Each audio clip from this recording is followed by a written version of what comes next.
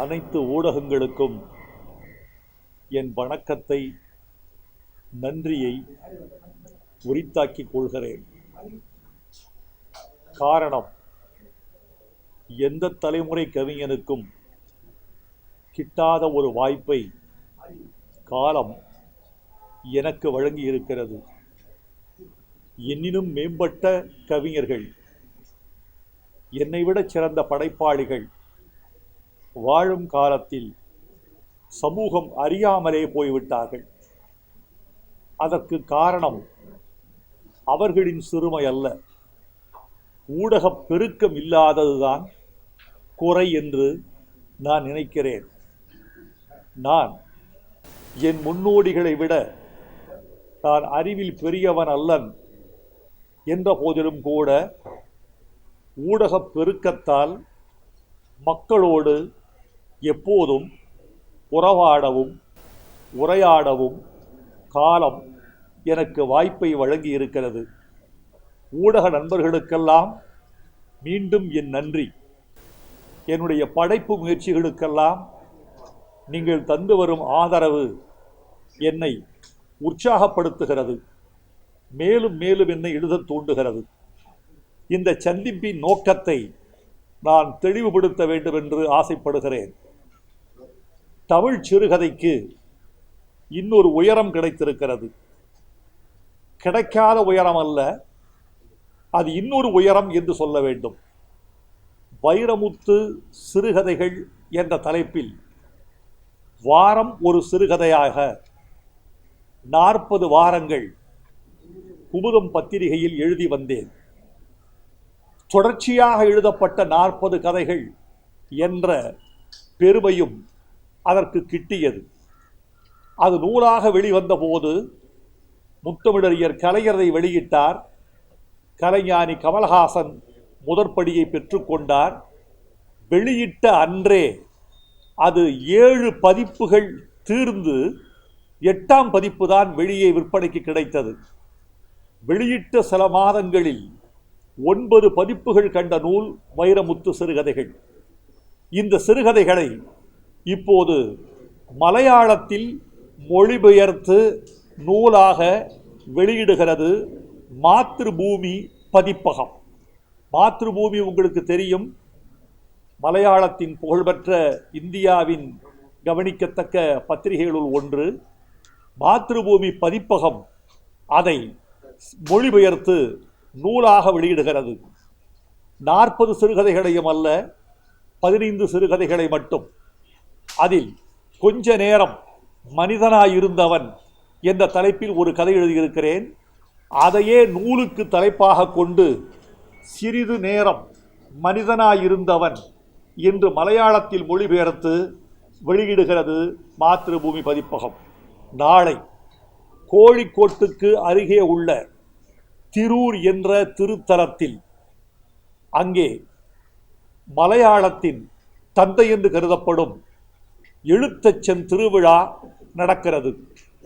துஞ்சன் festival என்று ஆண்டுதோறும் கொண்டாடப்படும் அந்த இலக்கிய திருவிழாவில் இந்த நூல் வெளியிடப்படுகிறது.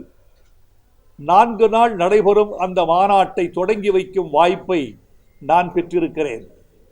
அதே மேடையில் மலையாளத்தின் புகழ்பெற்ற எழுத்தாளரும் ஞானபீட பரிசு பெற்றவருமான MT வாசுதேவன் நாயர் சிறிது நேரம் மனிதனாயிருந்தவர் என்ற இந்த எனது மொழிபெயர்ப்பு நூலை வெளியிடுகிறார்.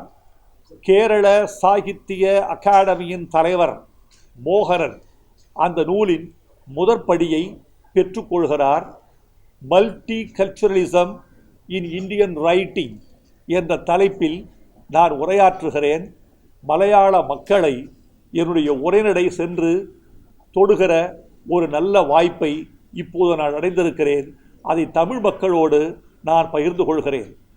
பாடல்கள் என்றால் மலையாள சகோதரர்கள் தமிழ் பாடலையே அதிகம் விரும்புகிறார்கள், புரிந்து கொள்கிறார்கள், ரசிக்கிறார்கள்.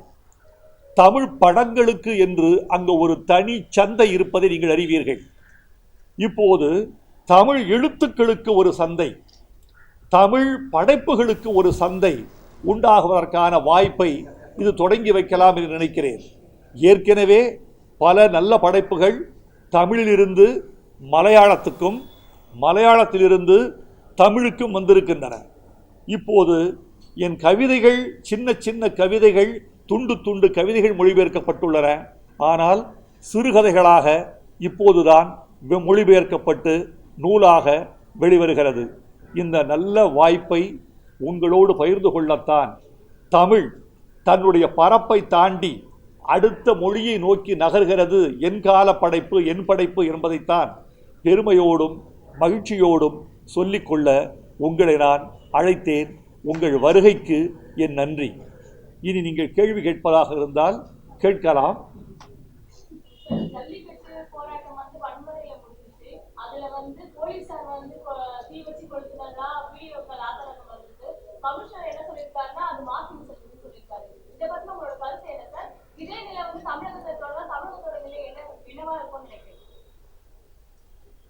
உங்கள் கேள்வியின் வலியை நான் புரிந்து கொள்கிறேன். ஆனால் அதற்கான பதிலை சொல்லும் சந்திப்பு இதுவாக இருக்குமா என்று ஐயப்படுகிறேன். அதனால் என்னை நீங்கள் பொறுத்துருள வேண்டும்.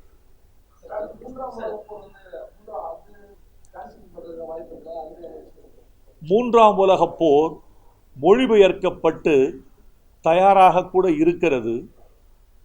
மூன்றாம் உலகப் போர் மொழிபெயர்ப்பு மட்டும் அகில உலக அளவில் வெளிவர வேண்டும் என்று நான் ஆசைப்படுகிறேன். உரிய பதிப்பகங்களுக்காக நான் காத்திருக்கிறேன். மற்ற படைப்புகளை விட மூன்றாம் உலகப் போர் கொஞ்சம் மாறுபட்டது அல்லது விரிந்தது என்று நான் நினைக்கிறேன். காரணம், இலக்கியம் மொத்தம் 3 வகை: local literature, contemporary literature and universal literature. வட்டார இலக்கியம், சமகால இலக்கியம், அகில இலக்கியம் என்று 3 வகைப்படும். கள்ளிக்காட்டு இதிகாசம் வட்டார இலக்கியம், கருவாச்சி காவியம் வட்டார இலக்கியம். மூன்றாம் உலகப் போர் யூனிவர்சல் என்ற வகையில் வரக்கூடிய கான்டெம்பரரி கண்டெம்ட் என்ற வகையை சேர்ந்தக்கூடிய இலக்கியம். ஏனென்றால் உலகமயமாதல், புவி வெப்பமாதல் என்ற உள்ளடக்கங்களை மூன்றாம் உலகப் போர் விரிவாக பேசுகிறது. நண்பர்களே, தமிழர்களே, நான் ஒரு கருத்தை சொல்ல வேண்டும் என்று ஆசைப்படுகிறேன். இந்த கருத்து பெருமையான கருத்தல்ல, வறுமையான கருத்து என்று நினைக்கிறேன். மூன்றாம் உலகப் போரில் 6 ஆண்டுகளுக்கு முன்பு நான் என்ன சொல்லி இருந்தேனோ அதுதான் இந்தியாவில் நிகழ்கிறது என்பதுதான் வருந்தத்தக்க, நெஞ்சை அறுக்கத்தக்க உண்மை. எது நிகழும் என்று ஒரு படைப்பாளி அஞ்சினானோ அது நிகழ்ந்து விட்டது. மூன்றாம் உலகப் போர் எழுதப்பட்டு கொண்டிருந்த பொழுதே தஞ்சை மாவட்டத்தில் 11 குடும்பத்தைச் சேர்ந்த விவசாயிகள் தற்கொலை செய்து கொண்டார்கள். விவசாய தோல்விக்காக, விவசாய வறுமைக்காக. மூன்றாம் உலகப் போர் தமிழர்களால் அதிகமாக வாசிக்கப்பட்டு நேசிக்கப்பட்டு எனக்கு சில லட்சங்கள் லாபம் ஈட்டி கொடுத்தது. விவசாயிகளுக்காக எழுதப்பட்ட இந்த படைப்பு கொடுத்த பணத்தை விவசாய தற்கொலை புரிந்து கொண்ட குடும்பங்களுக்கு தர வேண்டும் என்று ஆசைப்பட்டு 11 குடும்பங்களை சென்னைக்கு அழைத்து ஒரு குடும்பத்துக்கு 1 லட்சம் வீதம் 11 லட்சம் மூன்றாம் உலகப் போர் எனக்கு வழங்கிய பணத்தை நான் விவசாய குடும்பங்களுக்கு வழங்கினேன். இது ஒரு பெருமை அல்ல, இது ஒரு பெரிய கிரீடம் அல்ல.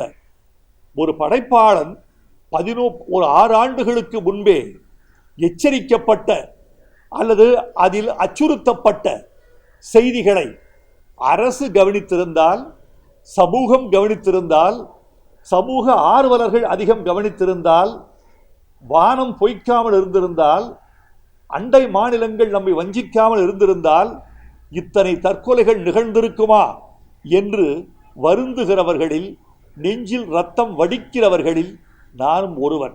எனவே மூன்றாம் உலகப் போரை தயவு செய்து சமூக ஆர்வலர்கள் வாசிக்க வேண்டும், பொறுப்பில் உள்ளவர்கள் வாசிக்க வேண்டும். அதில் எல்லாவற்றையும் சொல்லிவிட்டதாக நான் பெருமைப்பட்டுக் கொள்ளவில்லை. அடிப்படைகளை சொல்லியிருக்கிறேன். இந்த எல் நினோ பற்றி அதிலே சொல்லியிருக்கிறேன். இந்த எல் நினோ பசிபிக் கடலில் நிகழக்கூடிய எல் நினோ விளைவு தென் ஆசியாவை எப்படி பாதிக்கும் என்று சொல்லியிருக்கிறேன். அப்படி பாதிப்பது உண்மையானால் அதற்கு எதிர் நடவடிக்கை என்ன? தீர்வு என்பது என்ன, அதற்கான மாற்று ஏற்பாடு என்பது என்ன என்பதை இந்த சமூகம் சிந்திக்க வேண்டும் என்றுதான் 3ஆம் உலகப் போரை எழுதியிருக்கிறேன். நான் மிகவும் நேசித்த எழுத்தாளர் ஜெயகாந்தன் அந்த நூலை வெளியிட்டு பேசிய போது, வைரமுத்து சமூக அக்கறை கொண்டு இந்த 3ஆம் உலகப் போரை எழுதியிருக்கிறார் என்று மிகச் சுருங்கிய வார்த்தைகளில் அந்த நூலின் மையத்தை தொட்டு காட்டிவிட்டு வந்து அமர்ந்தார். அந்த சமூக அக்கறை எனக்கு மட்டுமல்ல, படைப்பாளிக்கு மட்டுமல்ல, சமூகத்துக்கும் இருக்க வேண்டும் என்ற ஆதங்கம் என்னை போன்றவர்களுக்கு இருக்கிறது. இலக்கியம் என்பது பொழுதுபோக்கு அல்ல, இலக்கியம் என்பது வெறும் அலங்காரம் அல்ல, இலக்கியம் என்பது வார்த்தைகளின் புடைப்பு அல்ல, இலக்கியம் என்பது கற்பனைகளின் கஜானாவல்ல, இலக்கியம் என்பது அலங்காரங்களின் தோரணம் அல்ல, இலக்கியம் என்பது வலி, இலக்கியம் என்பது வாழ்க்கை. வாழ்க்கை இரும்படித்து கொண்டிருக்கும் போது இலக்கியம் பூப்பறித்து கொண்டிருக்க முடியாது என்று சொல்லப்படும்.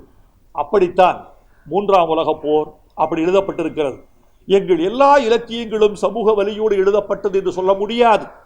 சில படைப்புகள் சமூக வலியோடு எழுதப்படுகின்றன, சில படைப்புகள் சமூக அழகியலோடு எழுதப்படுகின்றன. வாழ்வில் தொலைந்து போகாத விழுமியங்களை கட்டி காக்க வேண்டும் என்ற உணர்வோடு எழுதப்படுகின்றன. 3ஆம் உலகப் போர் மொழிபெயர்க்கப்பட்டிருக்கிறது. நல்ல பதிப்பகங்களுக்காக காத்திருக்கிறேன். இந்த நேரத்தில் ஓர் ஆதங்கம், நாம் தமிழராக பிறந்தது எவ்வளவு பெரிய பெருமையோ, தமிழராக இருப்பது, எழுத்தாளனாக இருப்பது அவ்வளவு பெரிய சிறுமையும் கூட. ஆங்கில மொழியில் எழுதுகிற ஒரு எழுத்தாளருடைய ஒரு எழுத்து ஒரே நேரத்தில் எத்தனை கோடி மக்களை சேர்ந்தடைகிறது என்பது உங்களுக்கு தெரியும். மாண்ட்ரின் மொழியில் எழுதுகிற எழுத்தாளர் எழுதுகிற பொழுது ஒரே நேரத்தில் அது எத்தனை வாசகரை சென்றடைகிறது என்பது தெரியும். ஸ்பானிஷ் மொழியில் எழுதுகிற ஒரு எழுத்தாளர் எழுதுகிற பொழுது அது எத்தனை கோடி மக்களை சென்று சேர்கிறது என்பது உங்களுக்கு தெரியும். ஆனால் 7.5 கோடி என்றும் சற்றொப்ப 8 கோடி மக்கள் என்றும் உலகத் தமிழர்களெல்லாம் கூட்டி பார்த்தால் 8 கோடி மக்கள் என்றும் சொல்லப்படுகிற தமிழர்களின் ஜனத்தொகையில் ஒரு நூல் விற்பதற்கு 1200 பிரதிகள் ஒரு பதிப்பு என்று இடப்படுகிறது. நான் கொஞ்சம் தப்பித்துக் கொண்டிருக்கிறேன். 33 பதிப்புகள் வெளிவந்திருக்கிறது. கள்ளிக்காட்டு இதிகாசம், வைகறை மேகங்கள் அப்படி வந்திருக்கிறது. 3ஆம் உலகப் போர் 14ஆம் பதிப்பை தொட்டிருக்கிறது.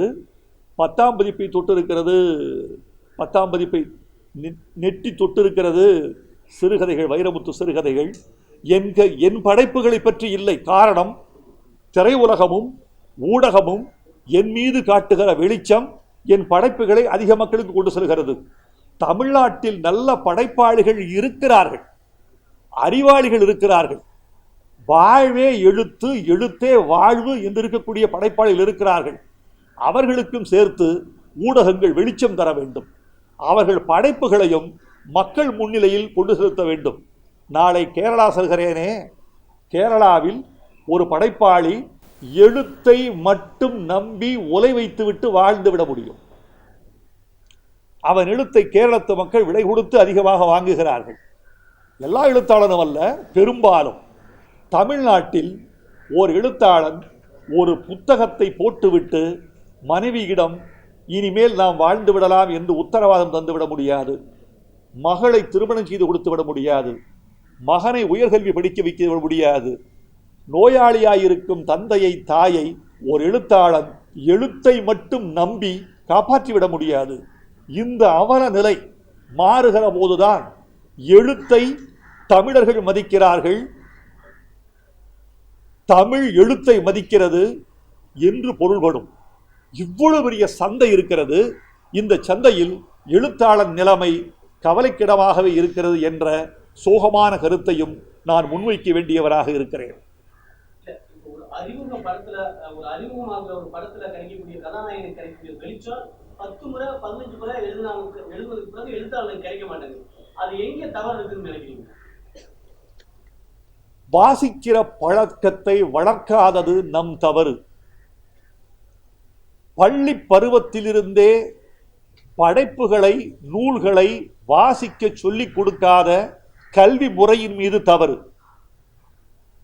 தன்னை விளம்பரப்படுத்திக் கொள்ள தெரியாத எழுத்தாளனின் தவறு, அவனுக்கு விளம்பரப்படுத்திக் கொள்ள வாய்ப்பை தராத சமூகத்தின் தவறு. இன்னும் சொல்ல போனால் சில நேரங்களில் எழுத்தின் தவறு. இத்தனை தவறுகளையும் தாண்டி நல்ல படைப்பாளன், நல்ல எழுத்து, நல்ல தமிழர்களால் லட்சக்கணக்கில் வாங்கப்பட வேண்டும் என்ற நிலை வருகிற போது தமிழ் எழுத்து மேம்படும்.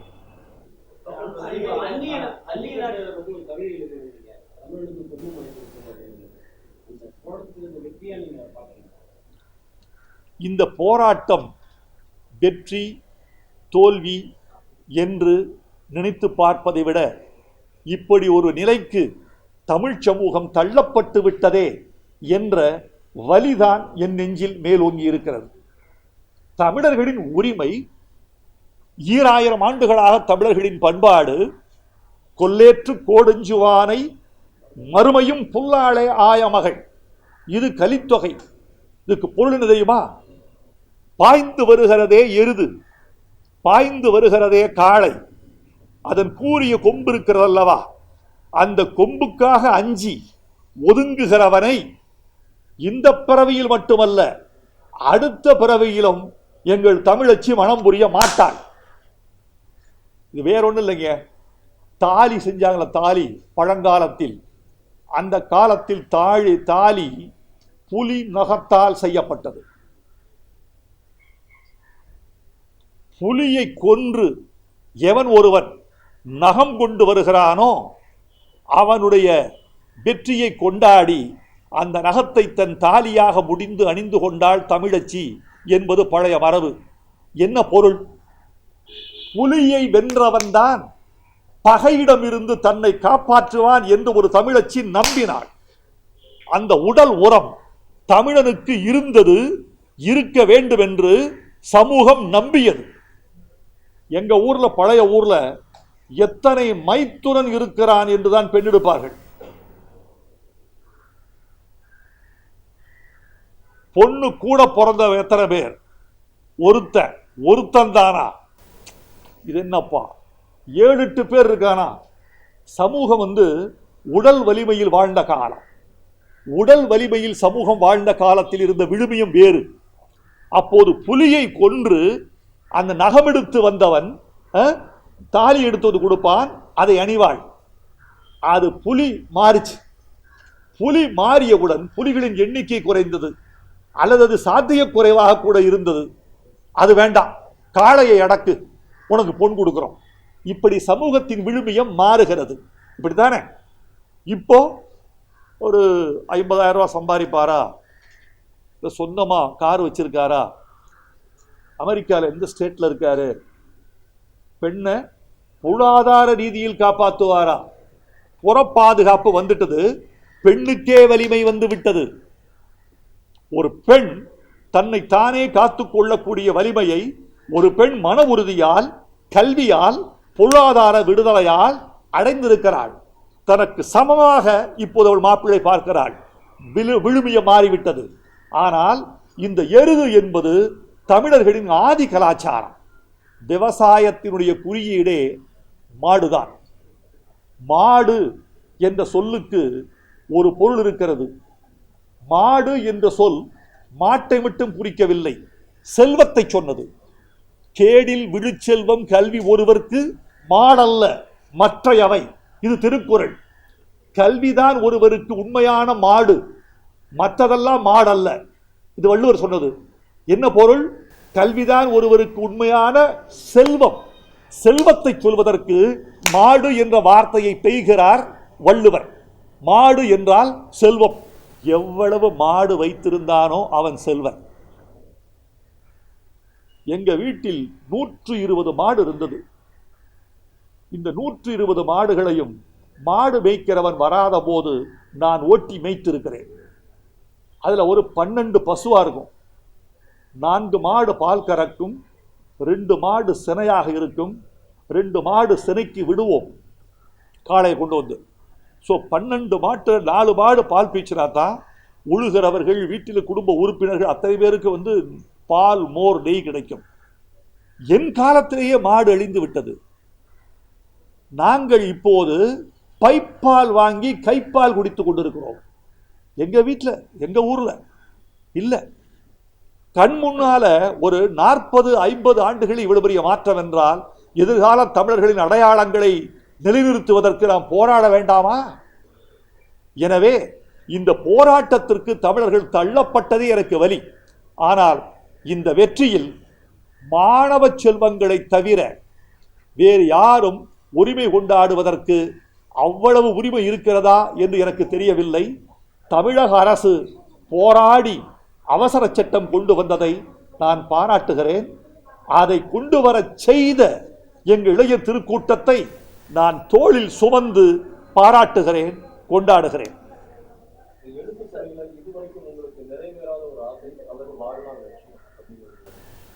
வாழ்நாளே ஒரு லட்சியம்தான், வாழ்ந்து கொண்டிருப்பதே லட்சியம்தான். எத்தனை காலம் இருக்க போகிறோம்? வந்த பாதை சரிதானா? இதுவரைக்கும் நடந்தது சரிதானா? நாம் சரியான களத்தில் தான் இருக்கிறோமா? நம் உழைப்புக்கு ஏற்ற உயரம் கிட்டியிருக்கிறதா, அல்லது இந்த உயரமே நம் உழைப்புக்கு அதிகமானதா? இதையெல்லாம் யோசித்துக் கொண்டிருப்பதுதான் வாழ்க்கையாக இருக்கிறது. ஆனால் உங்கள் கேள்வி உள்ளத்தின் ஆழத்திலிருந்து வந்தது என்பதனால் ஒன்று சொல்கிறேன். தமிழ் இலக்கியத்தை உலக மொழிகள் எல்லாம் இன்னும் உணர்ந்து கொள்ளவில்லை. வள்ளுவன் தன்னை உலகினுக்கே தந்து வான்புகழ் கொண்ட தமிழ்நாடு என்று சொன்னோமே, வள்ளுவனை உலகுக்கு தந்தோம். எவன் பெற்றுக்கொண்டான்? வள்ளுவனை எவன் பெற்றுக்கொண்டான்? பக்கத்து கர்நாடக மாநிலத்தில் சாக்கு சுற்றி வைத்திருந்த திருவள்ளுவரை நான் போய் பார்த்து விட்டு வந்தேன். அங்கே இங்கே ஒரு சிலை வைத்து அங்கே நம் சிலையை திறந்தோம். மற்ற மாநிலங்கள் வள்ளுவரை கொண்டாடி இருக்கின்றனவா? கங்கை கரையில் கொண்டு போய் வைத்தோம். அதன் நிலை என்னவாக இருந்தது? நல்ல வேளை அந்த உத்தரகாண்ட் முதலமைச்சருக்கு நான் நன்றி தெரிவித்துக் கொள்கிறேன். அதை உரிய முறையில் நிறுவியதற்காக. வள்ளுவர் என்பது சிலை அல்ல, வள்ளுவர் என்பது வழிபாடல்ல, வள்ளுவர் என்பது கருத்து, வள்ளுவர் என்பது வாழ்வு, வள்ளுவர் என்பது ஒரு தத்துவம், வாழ்வியல் தத்துவம். அந்த தத்துவத்தை புரிந்து கொண்டால் உலக மக்களுக்கிடையே ஒரு ஒருமைப்பாடு ஏற்படும். தமிழர்கள் மீது ஒரு மதிப்பு ஏற்படும். தமிழர்கள் எங்கும் மதிப்போடு நடத்தப்படுவார்கள். தமிழர்கள் தமிழ்நாட்டுக்கு வெளியே எவ்வண்ணம் கருதப்படுகிறார்கள் என்பதுதான் தமிழர்கள். தமிழ்நாட்டு எல்லைக்குள்ளே சொல்லப்படுவதெல்லாம் உயர்வு நவிர்ச்சி, தமிழ்நாட்டு எல்லைக்குள்ளே நாம் சொல்வதெல்லாம் புகழ். மறைவாக நமக்குள்ளே பழங்கதைகள் சொல்வது ஓர் மகிமை இல்லை. தரமான புலமையெனில் வெளிநாட்டார் அதை வணக்கம் செய்தல் வேண்டும். இதான் மகாகவி பாரதியார். தரமான புலமையெனில் பிறநாட்டார் வெளிநாட்டார் அதன் புகழ்பாட வென்றால் அப்போதுதான் தமிழுக்கு பெருமை கிடைத்தது என்று அர்த்தம். தமிழர்கள் தமிழ்நாட்டுக்கு வெளியே எவ்வண்ணம் மதிக்கப்படுகிறார்கள்?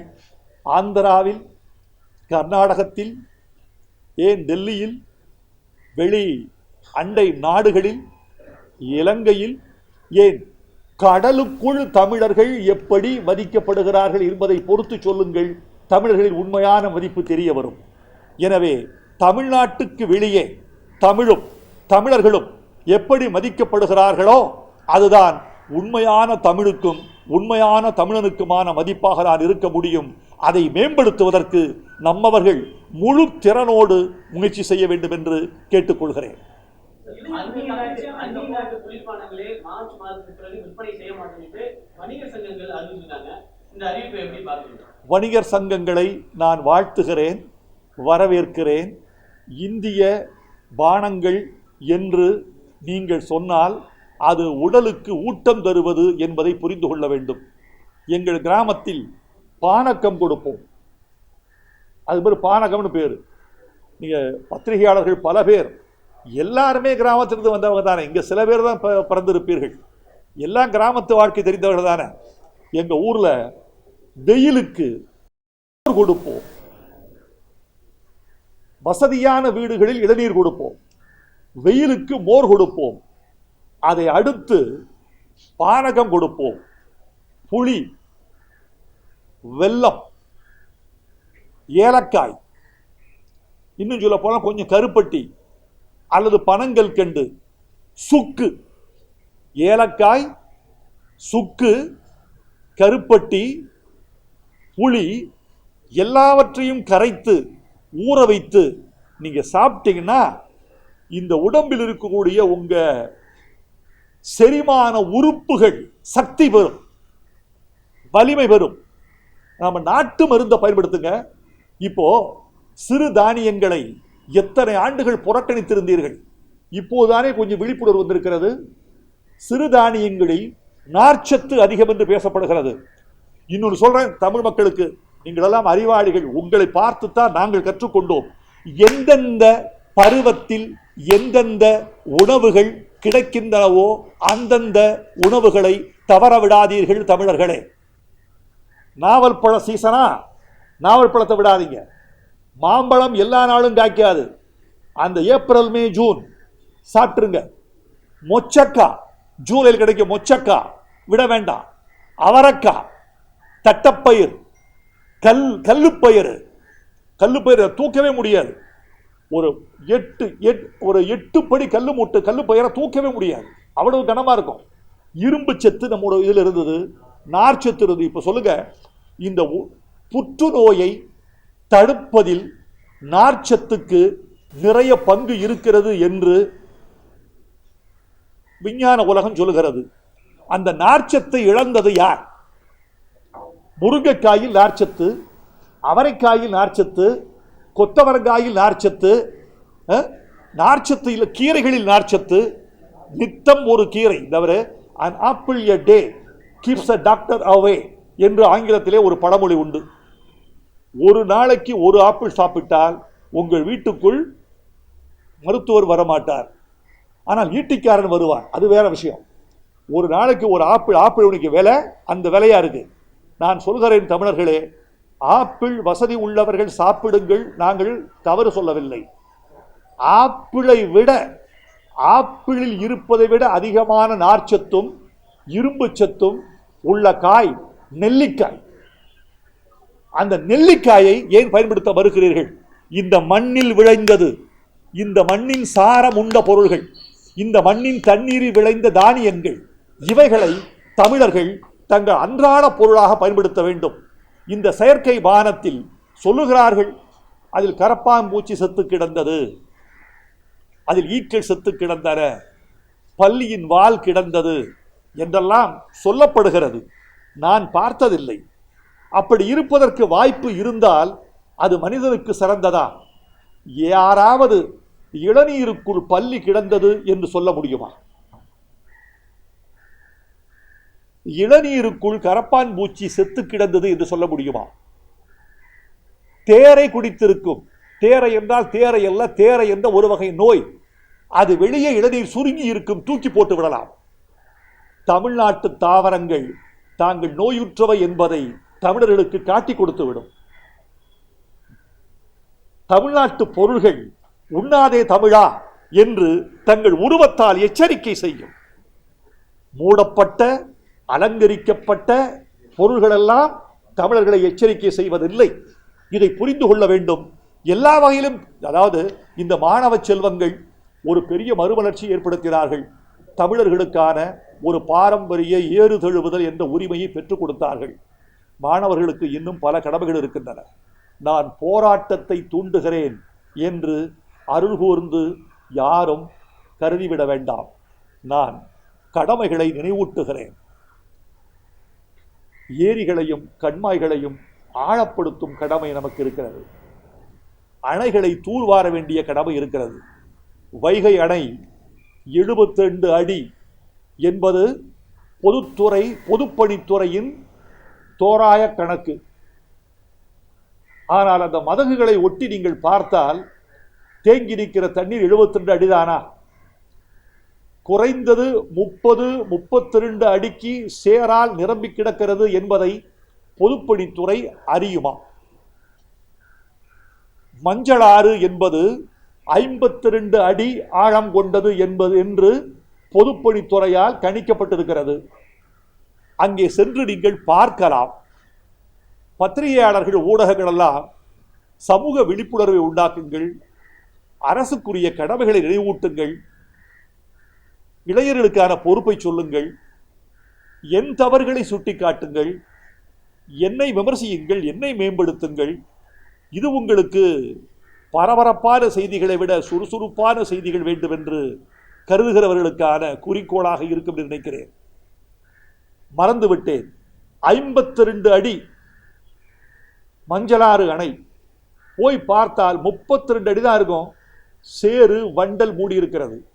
அதை ஆழப்படுத்துவது யார்?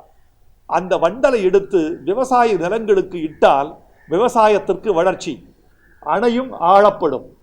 சீமைக்கருவேல மரங்களை இந்த நாட்டில் கொண்டு வந்து வதைத்தது வேறொரு காலம். அதன் தீங்கு உணரப்பட்டிருப்பது நிகழ்காலம். இந்த நிகழ்காலத்தில் சீமைக்கருவேல மரங்களை யார் அப்புறப்படுத்துவது? மெரினாவில் உட்கார்ந்த கூட்டம், இளைஞர்களின் கூட்டம், எங்கெங்கு சமூக தவறுகள் நிகழ்கிறதோ அங்கெல்லாம் சுட்டி காட்ட வேண்டும் என்று விரும்புகிறேன். இதையெல்லாம் செய்தால் தமிழ்நாட்டை நாம் வளமிக்க மாநிலமாக கொண்டு வர முடியும். இந்தியாவில் இருக்கிற மாநிலங்களில் சில பின்தங்கிய மாநிலங்களோடு தமிழ்நாடு ஒப்பிடப்படுகிற போது நெஞ்சு வலிக்கிறது. நாம் அப்படிப்பட்டவர்கள் அல்ல. உழைக்க பிறந்தவர்கள் நாம், வாழ்வை மேம்படுத்த பிறந்தவர்கள் நாம், அழகியல் உணர்ச்சி உள்ளவர்கள் நாம், கடமை உணர்ச்சி மிக்கவர்கள் நாம். உழைக்கக்கூடிய வளமிக்க, மனித வளமிக்க தமிழ்நாடு பின்தங்கி இருக்கக்கூடாது. அப்படி தமிழ்நாடு பின்தங்கி இருந்தால் அதில் சமூக குறைபாடு தானே தவிர தமிழர்களின் குறைபாடு என்று சொல்ல மாட்டேன். வந்த அனைவருக்கும் என்னுடைய வணக்கம். என்னுடைய நாளை இதே நேரம் எம்டி வாசுதேவ நாயர் அவர்கள் என்னுடைய மலையாள சிறுகதைகளை சிறிது நேர மனிதனாயிருந்தவர் என்ற தொகுப்பை வெளியிட்டிருப்பார். நான் மலையாளம் சென்று அங்கு தமிழுக்கு ஒரு சின்ன பீடம் பெற்றுத்தந்து உங்களை மீண்டும் வந்து சந்திக்க எனக்கு அனுமதியும் விடையும் தருமாறு அன்போடு வேண்டுகிறேன். நன்றி. மீண்டும் என் வணக்கம்.